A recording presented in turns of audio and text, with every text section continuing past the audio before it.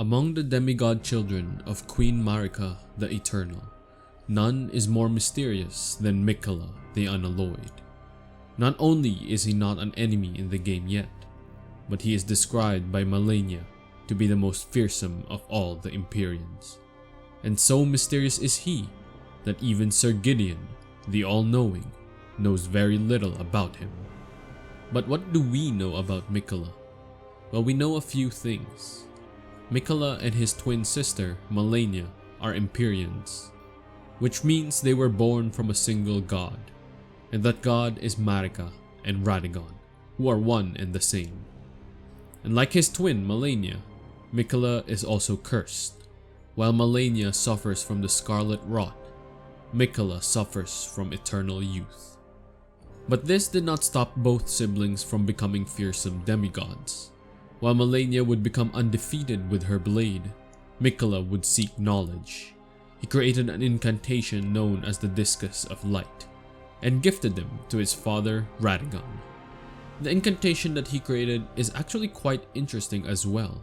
It appears as a simple halo of light that does damage, but it's considered an incantation of the Golden Order fundamentalists, which makes it quite unique. In the game, holy incantations from the Golden Order are often associated with healing and curing status ailments, and the few incantations they have that focus on the offense are made specifically for those who oppose the Golden Order. For instance, Order's Blade and Litany of Proper Death is meant to deal with those who live in death, while the Discus of Light works well with any creature, making the incantation somewhat unique. Radagon would return the favor by gifting Miquella with another incantation known as Radagon's Rings of Light, an incantation that seems like an enhanced version of the Discus of Light, but instead of it being fired, it appears from the caster's body instead. Unfortunately, this wasn't what Miquella was expecting. Despite all the healing incantations the Order had, none of them would work on Malenia's scarlet rot. And because of this, Miquella abandoned the fundamentalism and began his own. Here was the birth of Unalloyed Gold.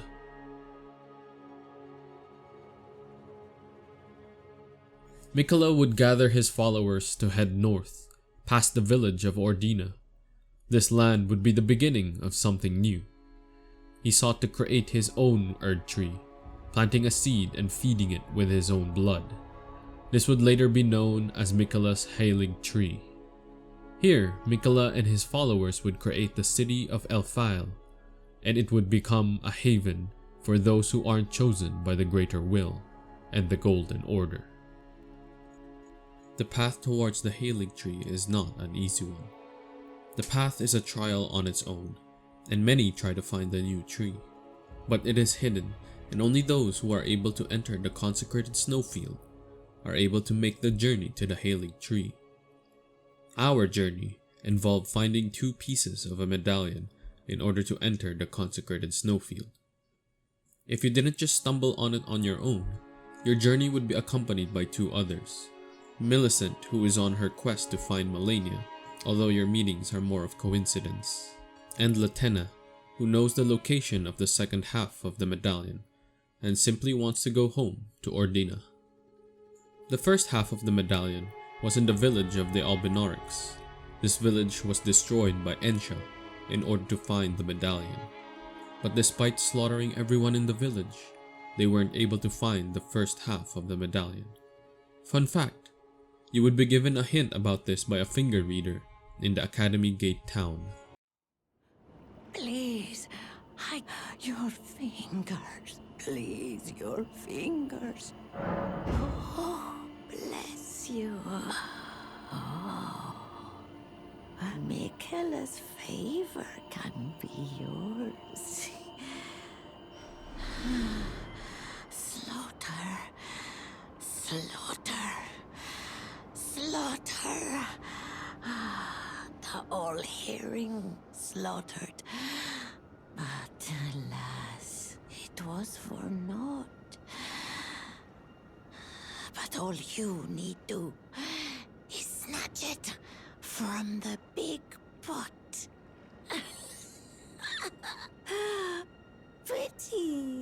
Poor, poor fool. We find the first half of the medallion by finding old Albus hidden in a pot. He noticed us different from the other tarnished that destroyed the village, and entrusted the medallion to us. At this point, when you return to the Round Table Hold, you will be attacked by Ensha for having the first half of the medallion. After slaying him and talking with Gideon, he will tell you to seek out Latenna, as an apology for the whole business with Ensha. And as mentioned, upon meeting Latenna, she will tell you the location of the second half of the medallion, which is deep in Castle Sol. She will also implore you to take her with you to Miquella's Halligtree. But what does the village of the Albinorics have to do with the Halligtree? Well, some of the Albinorics were led to the Halligtree by Royal Knight Loretta, in order to have them settle there as a safe new home, and it might have been her that left half of the medallion in the village. A mistake, for it drew those who would seek Miquella's favor. And it is here that he would begin his research and experiments on quelling the Scarlet Rot. But the rot isn't so easily removed, as it is no ordinary disease. It is a curse from an unnamed outer god, beings of great power that can influence the lands between.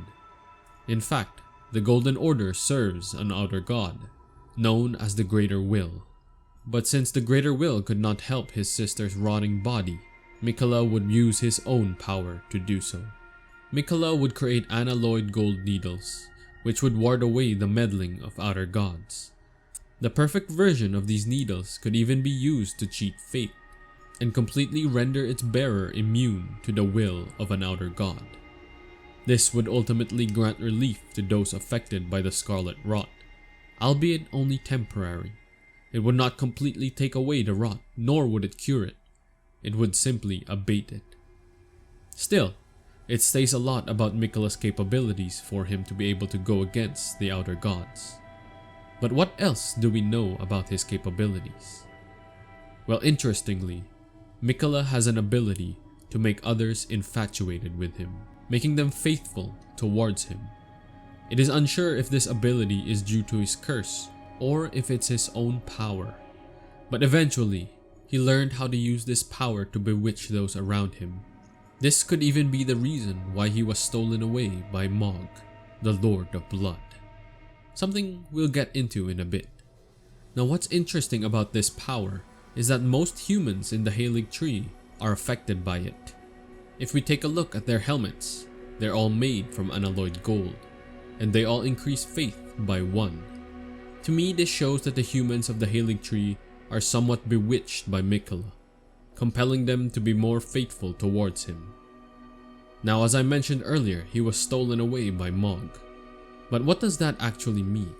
When the Halligtree was growing, in an attempt to make it into an Erd tree, Miquella bonded with the tree, growing within it, but Mohg cut out the womb of the Halligtree in which Miquella was in. If you visit the roots of the Halligtree after defeating Malenia, you can even still see the hole where he was cut out from. The tree itself would resemble a body, but part of it has been cut out. Mohg stole Miquella in an attempt to ascend him to godhood and become his consort. We can actually find Miquella in his cocoon form with Mohg, but we can't interact with him even after we slay the Lord of Blood. And even Gideon was vexed that he didn't know that any of this occurred. And while Miquella is certainly still alive, he is dormant and asleep. Now you might ask, how could this happen? If Malenia was undefeated and is probably one of the most powerful demigods there is, how could she let Mohg steal Miquella? Well, during the fight with Radahn, Malenia used up a lot of her vitality in order to infect Radahn with the Scarlet Rot, effectively defeating him. This actually put Malenia to sleep ever since their fight. And the only reason she was able to leave the Scarlet Ionia alive is thanks to one of the legendary Clean Rot Knights, Finlay, who we can actually summon as Spirit Ashes. It reads that Finlay carried Malenia all the way to the Halligtree alone. These two events, Malenia's slumber and Miquella's kidnapping, actually hindered their growth into godhood, as both siblings were closest to becoming gods. Malenia only needed to bloom once more, and Miquella needed to awake from his transformation. Lastly, there was actually some cut content about Saint Trina. You might have noticed some items in the game that goes by the prefix Saint Trina, such as Saint Trina's arrows, sword, lily, and a torch. In that cut content, it was revealed that Saint Trina and Miquella were one and the same, and those infatuated with Saint Trina would eventually find their way to serve Miquella. Sir Gideon is still unsure what to do with the cocoon of Miquella, but should he wake from his slumber to find all his siblings now perished and a new Elden Lord crowned, what horrors could the most fearsome of the Empyreans do?